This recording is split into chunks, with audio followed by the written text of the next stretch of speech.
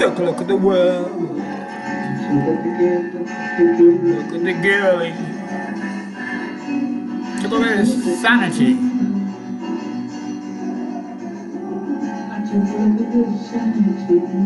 Take a look at this rumor. This room.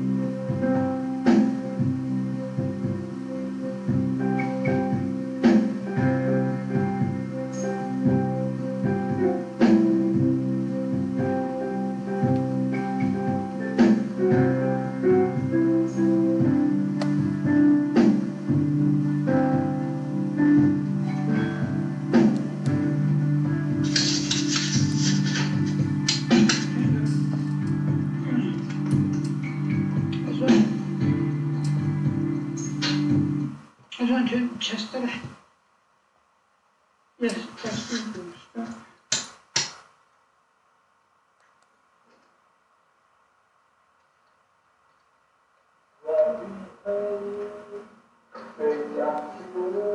Swinging in the city.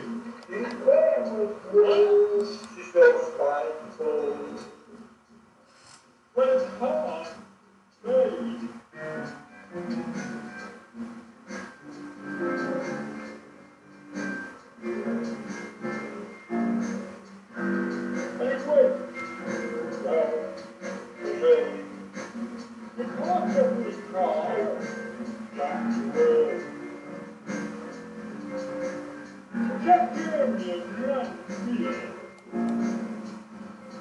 They'll tell you the truth. Are you to sing?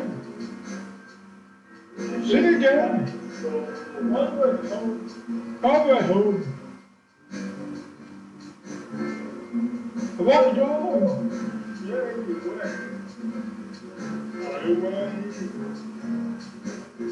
The good rise.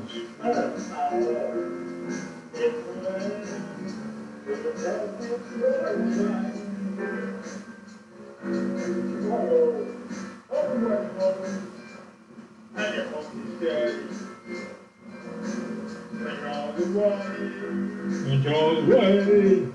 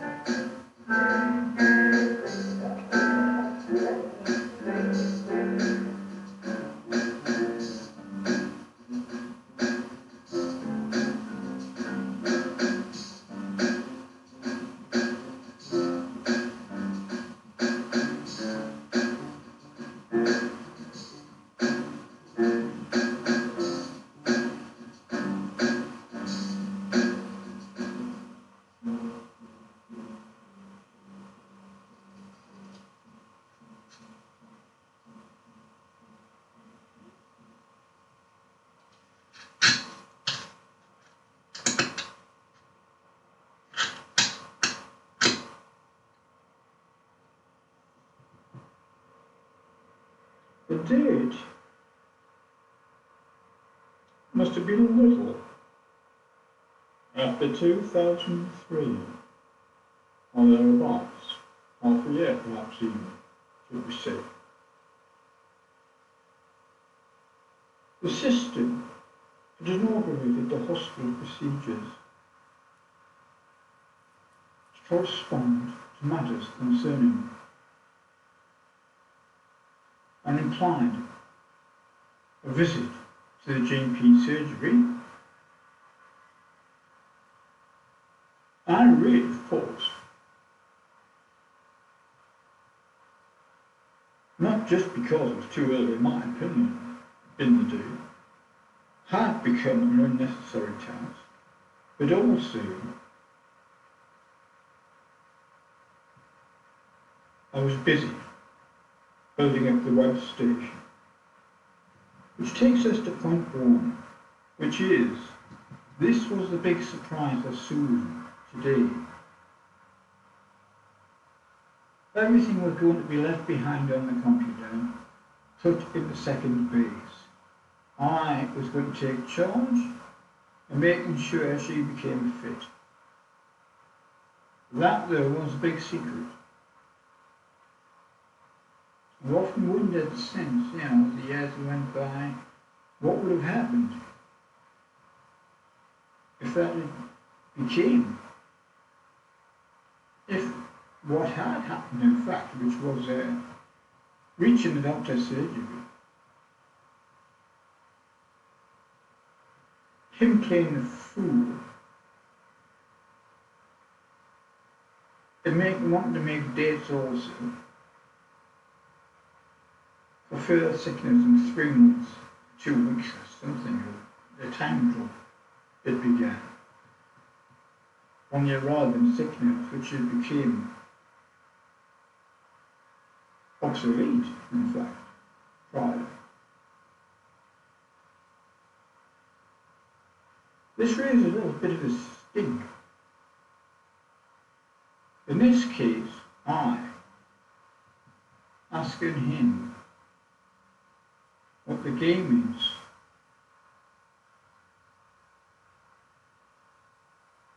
and why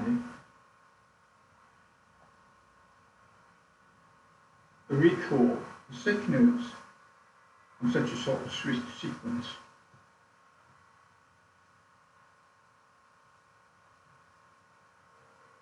In a steamy gesture, he phoned up the police, didn't he? Who arrived pronto. I was then arrested and taken to the clinic, unable to pass anything to Susan, bank cards or anything of any use, and she could get herself some money. She was penniless, in fact. This was the day where we were reaching the payment machine to take out a payment. Likely I had next to nothing myself. She had absolutely nothing. The police wouldn't allow a moment's passing parcel to go on. They caught me off and left her in the lurch, in the middle of nowhere, with no money, direction or anything. Now wasn't he a clever little beaver, GP?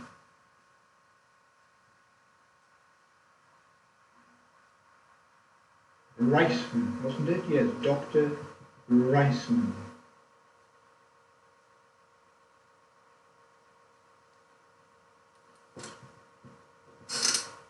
Yes, there are. Point one, reflection. I today, that day, was to stop work on the computer, development areas, put everything into hold, and take charge of looking after Susan, feeding, making sure she was fed up, Sarnies, milk, trips out, and leave the computer station for a while in second boot. What would have happened if that had been the case? I've often wondered. Because, ruling on, as we must, as you know, that was the end of our marriage. She was kept in a hospital. As soon as I started to visit her, when I was released, I chucked out of the hospital, should we say.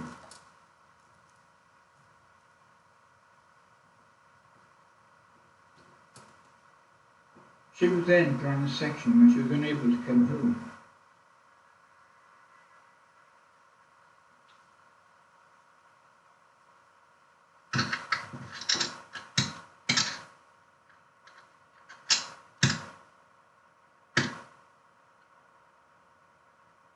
The time was probably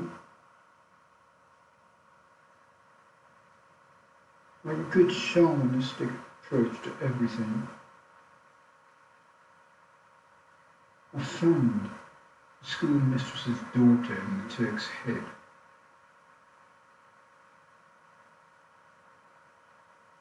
We began to chat. She remarked on what is known Lexius described as Auburn, and a new one of the Times, Greentown, and asked my opinion on whether they had a similar sort of sound. Well, we went on for an hour or so, talking about this and talking about that. I was reeling from the effect of my last girlfriend who just recently went off to France. And wasn't financially in a position to take off with another girl, especially a stranger.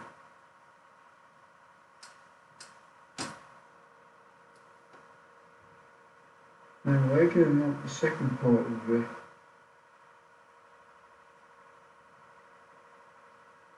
Dreamtime model,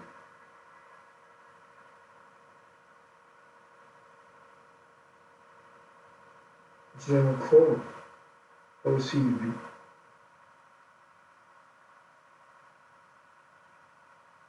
metal machine. Well, that's actually an old sculpture. North Wind Birmingham. It's a real relative, in fact, because the album I mentioned, called Dreamtime, well, North Winds are all sculpture.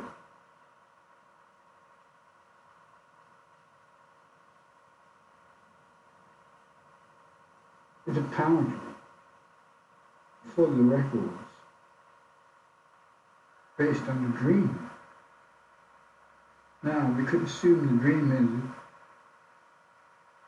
is it the following one? All sculpture comes after all sculpture.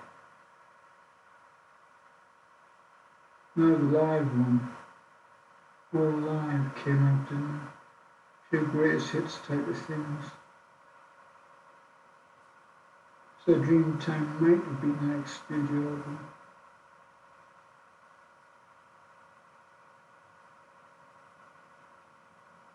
Yeah, Metal Machines is very much based on nucleus around. Now, Metal Machines, in this case, relates to a girl. Metal Machines, a nickname for a girl. Which is fair when you consider the song's based on a dream as far as the record is concerned.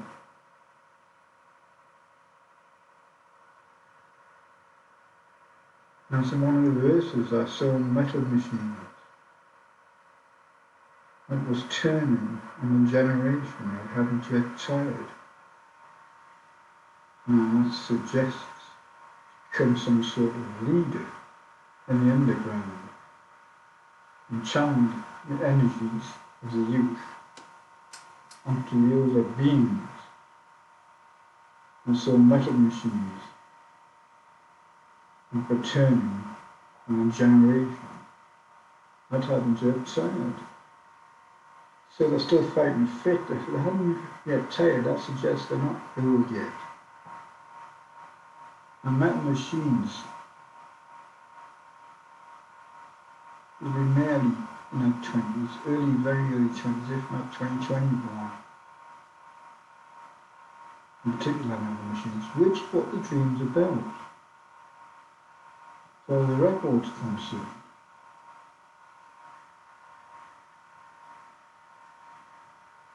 Now she's come into power, and she's certainly big enough to be in power. Just the other night, I was talking to one of the nurses here about how the planet invokes the dreaming capacity within you. Whatever's going on in life, when you sort of fall asleep, the planet itself re-establishes the format of its own for you to, well, such as the pictures you could see of dreams like that, which are established by the planet itself, which is why I can even make, little or incomprehensible sense.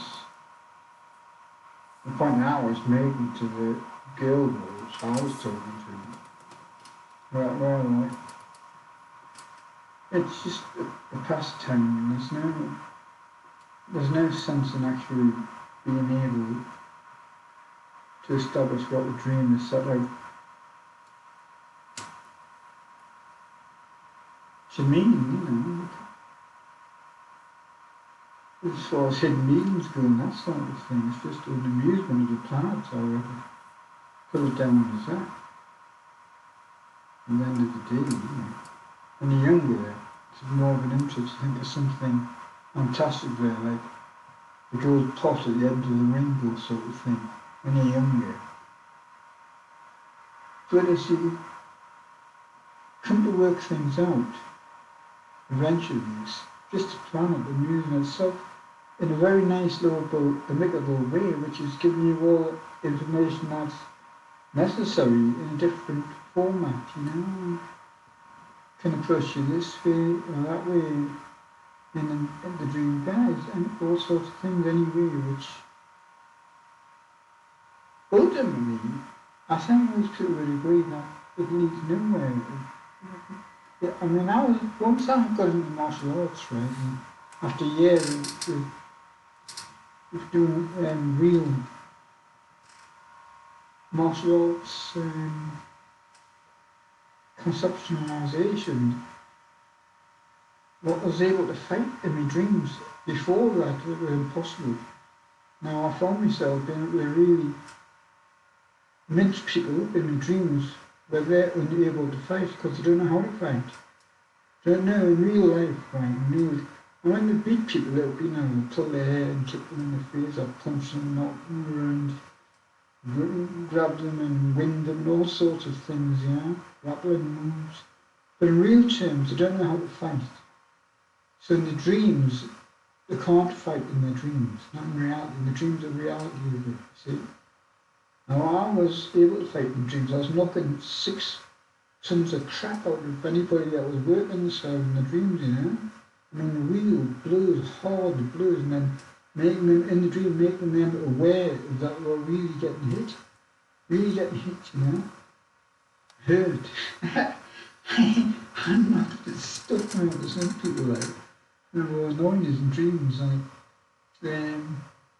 but I found that really interesting, people can't fight. In their dreams, it's the reality of it, they can't defend themselves in their dreams, And they want to work themselves in a dream for this reason, that, okay, remain down. After not going to pay a shite with so many people, I sort of dream of stuff like that. Stop working myself in the dreams because they're taking too much severe beatings in it, Which is a type of sidestep, people seem to be able to control the mannerism of their approach in dreams as well. Is that the consider which is flung me into the Dreamtime album, that could be a concept there worth studying.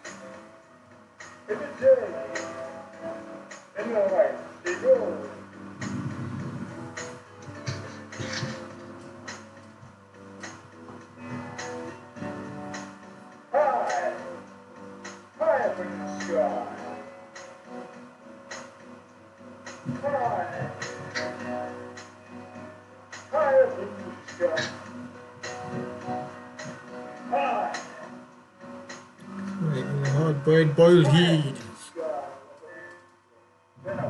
Now the snake.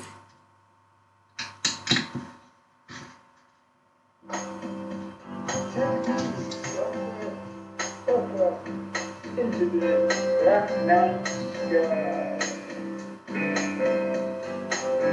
When the seagulls fly in the dark, in the night, in the day, in the light, seagulls.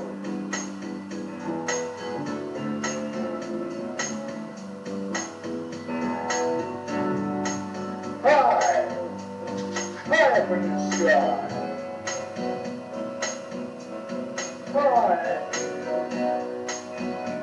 high up in the sky. High, high up in the sky. Then up.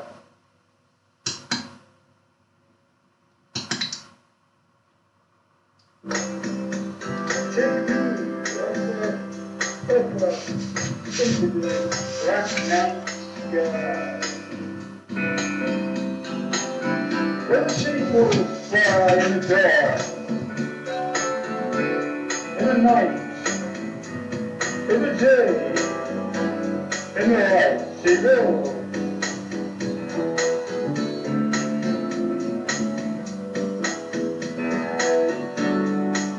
High, high up in the sky.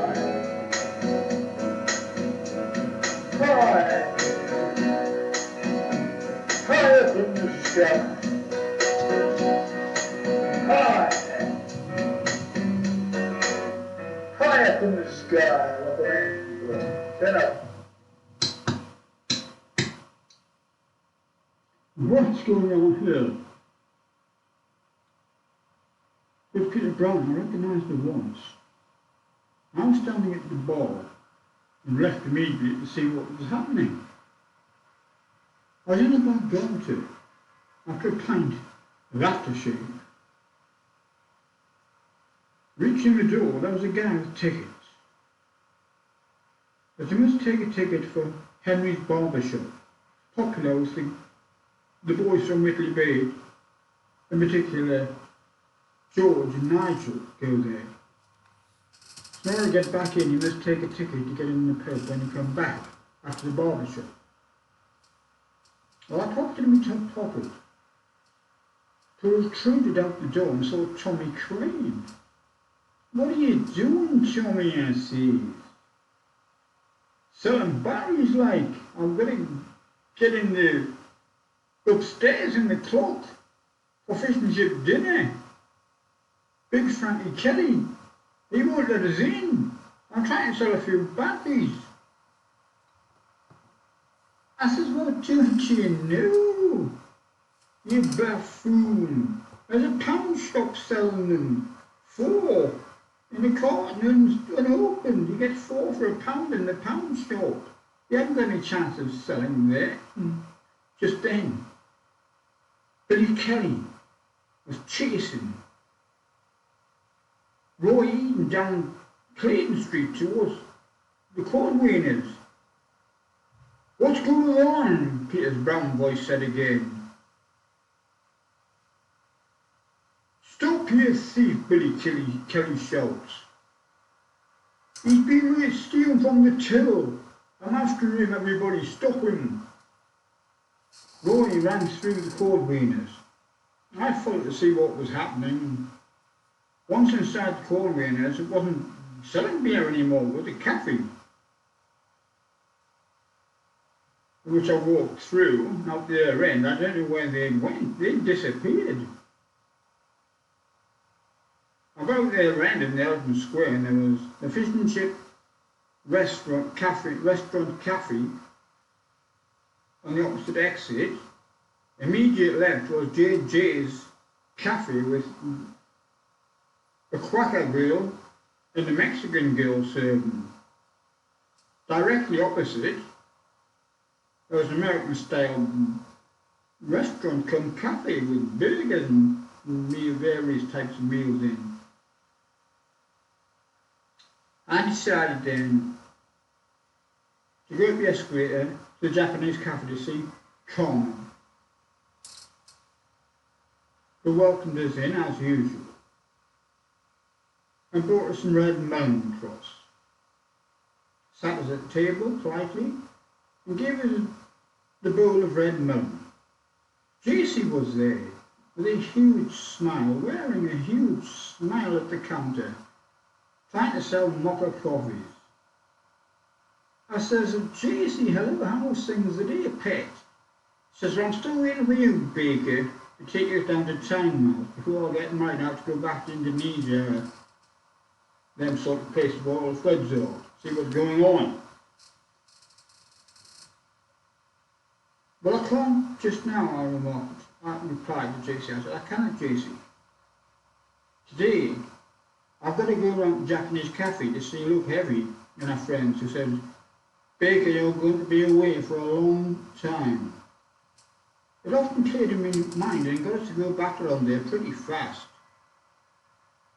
Once round there was another girl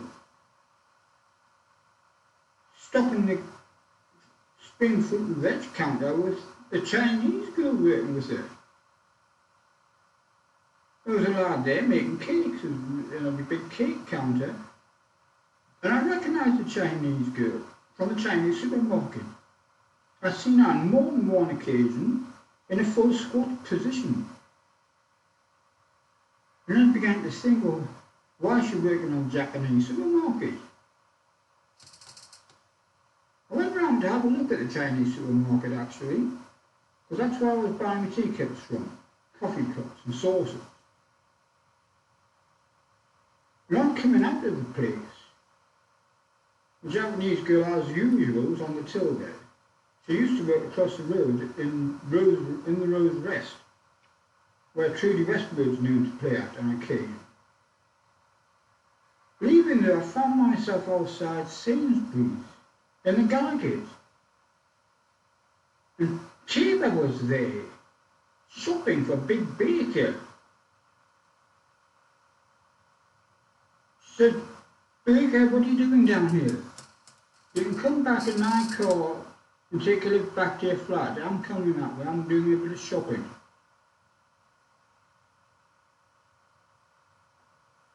And which I did. And here we are making the Dreamtime episode. Where we've been negligent. Roy Eden bit was due for it to be larger. What was that all about? Red House Farm, Gary Driver had showed up, yes. And his Suzuki 380. Friend of a friend, also Roy was a big name in the school days. He was at Jubilee Road School, lived on Red House Farm, was a friend of Gary Driver's. I was a Gosford East School. Roy was a big name in those days. Became a butcher in the market. Tried to help Billy Kelly out. Uncle, he called him Billy Kelly, says. He's calling me Uncle Roy Eden, don't mention Roy Eden to me. And there Billy was chasing him down the road to the coal graders. Yeah, well, like I say, he was trying to go drivers in Red House Farm. And I noticed him being chased there by Billy down Clayton Street. Tommy was trying to get into the fish and chip restaurant above the clock and sell batteries to afford himself a lunch. And Peter Brown was round shouting, what's going on? There was girls working back then in the butcher shop, in the cold meat sections and places. And in the cafe, the Quack House, the Mexican girl, and JJ's restaurant cafe next to the rear exit or entrance from the Cordwainers Cafe cum restaurant. Because by then, Elgin Square had been modernised dramatically. I went upstairs, as you knew, to sit with Carmen, was most polite. We bring the red melon over, for the bottles of wine, etc. Jessie was working as usual, and he would smile, wearing a huge smile on her face. He wanted us to take her time off before she was off with her new husband.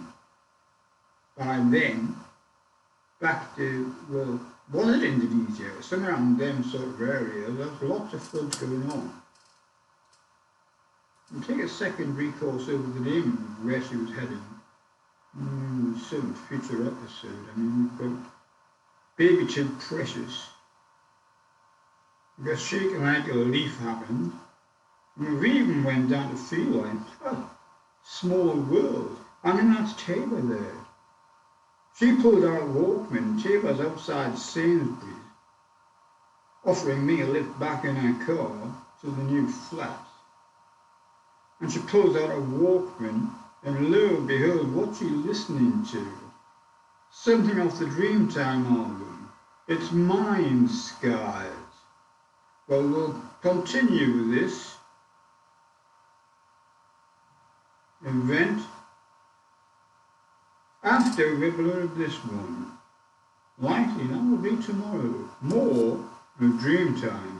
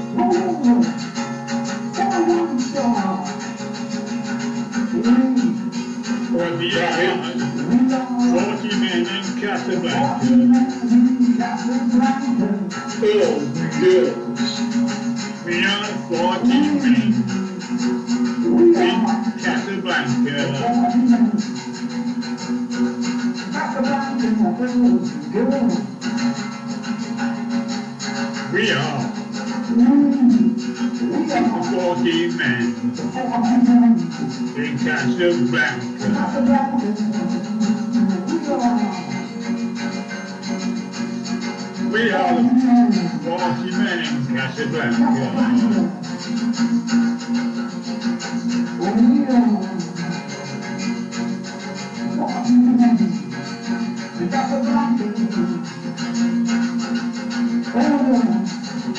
In the group, mixing, new breed.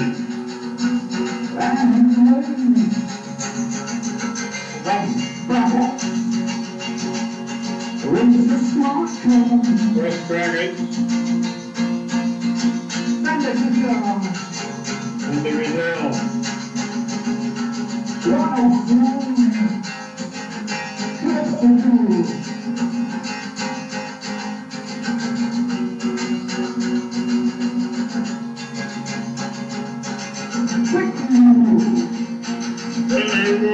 Quickly,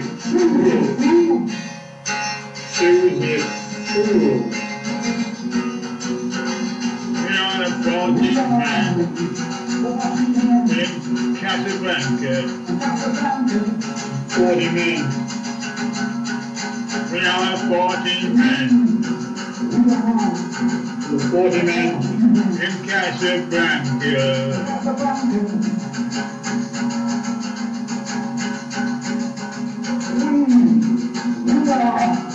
49 40 men, Casablanca, food, in the grave.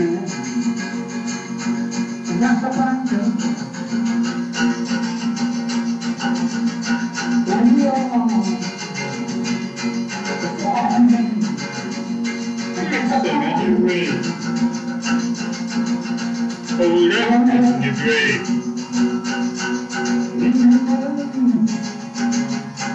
Encore, 40 men in Casablanca.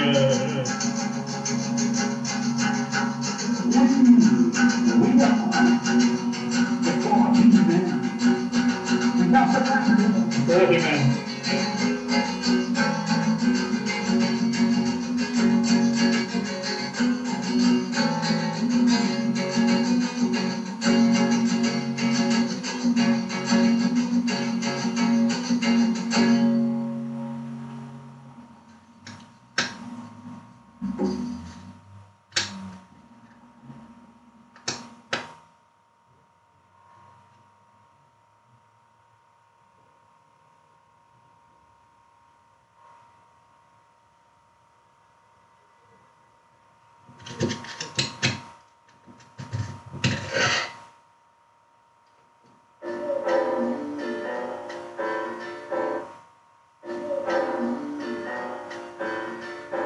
No, did you?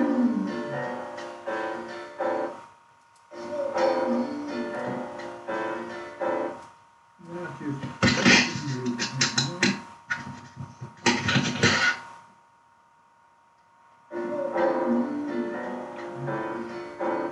look at the same fucking thing.